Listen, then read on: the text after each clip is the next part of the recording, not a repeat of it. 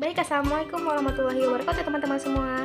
Baiklah, di video kali ini saya akan melanjutkan materi dari video sebelumnya, yaitu kebutuhan bahan ajar dan sarana prasarana pembelajaran tematik.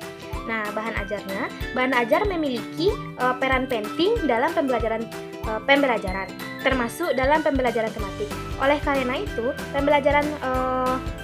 pembelajaran tematik pada dasarnya merupakan perpaduan dari berbagai disiplin ilmu yang mencakup dalam ilmu alam, maka pembelajaran ini memerlukan bahan ajar yang lebih lengkap dan komprehensif dibandingkan dengan pembelajaran monolitik.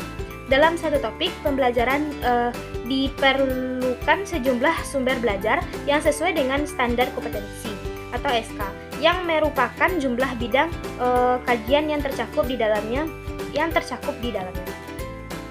Selanjutnya, fungsi bahan ajar berupa buku, teks bagi guru yang dinyatakan oleh si Tepu, yaitu dipergunakan sebagai acuan dalam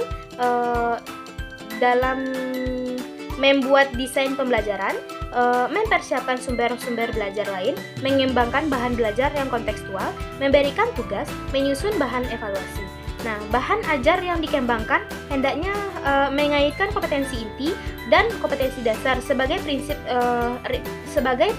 referensi, konsistensi berkaitan dengan ketercapaian tujuan pembelajaran. Kemudian, materi pembelajaran yang disediakan dalam bahan ajar hendaknya cukup untuk membantu peserta didik dalam penguasaan kompetensi dasar. Yang B, implikasi terhadap pengaturan tempat duduk. Dalam pelaksanaan kegiatan pembelajaran tematik, perlu melakukan pengaturan ruang agar suasana belajar menyenangkan.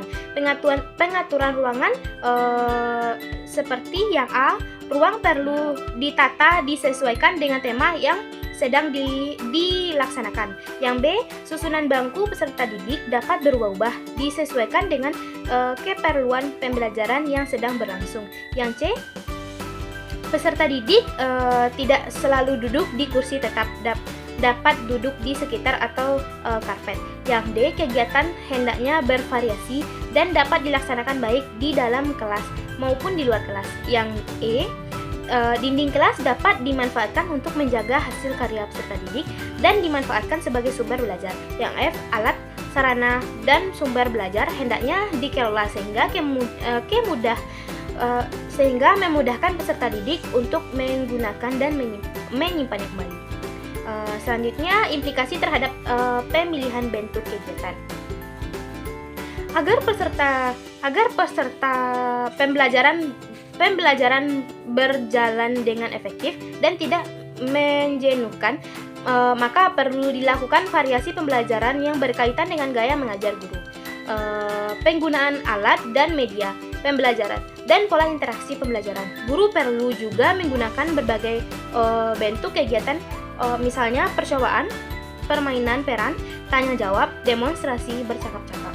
Selanjutnya, implikasi terhadap pemberian respon atau penguatan. Pemberian penguatan perlu dilakukan untuk memberikan respon terhadap perilaku atau perbuatan siswa yang dianggap positif, agar perilaku tersebut dapat berulang kembali dan meningkat.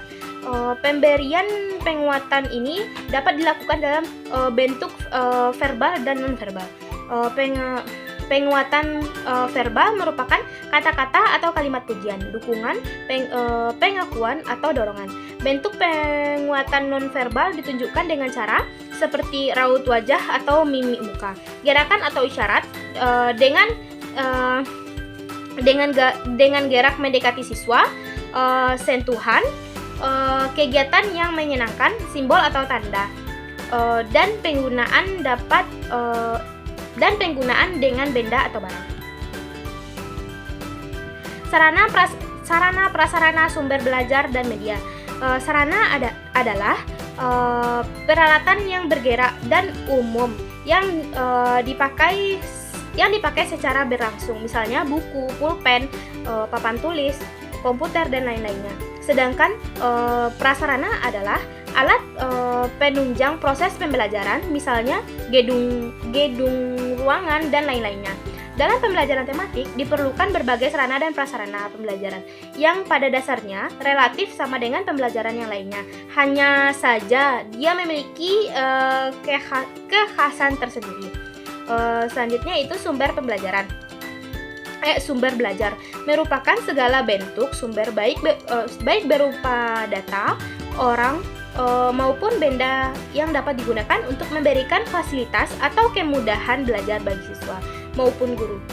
Sumber belajar tersebut meliputi pesan, orang, bahan, peralatan, teknik, hingga namun demikian dalam pembelajaran ini tidak menutup kemungkinan untuk menggunakan cara yang relatif lebih banyak dengan pembelajaran yang monolik.